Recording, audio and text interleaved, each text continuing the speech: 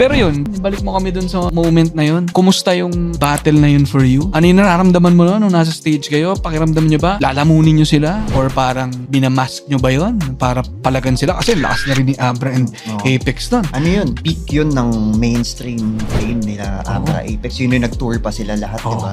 Homegrown. Konting background lang kasi. Alam kong hindi alam ni Boss yun kasi hindi naman siya widely known at the time. At saka hindi makakapitalize si Boss sa ganun. Pero may mga something na sa before that na nung sinabi ni Boss na kami ang magkalaban, na ngayon palang babanata ko na itong mga to. Pinagta-trash talk namin sa internet, okay parang ngayon pa lang pupuruhan ko na to. Pero, ghouls yun. Grabe yung Abranatics. Grabe kayo. Pinacrash nyo yung cellphone ko ng ilang beses.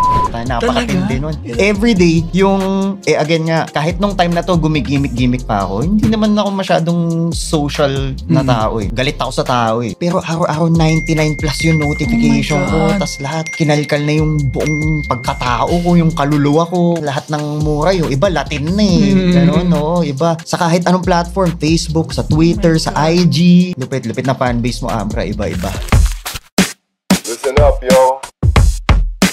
Linya Show.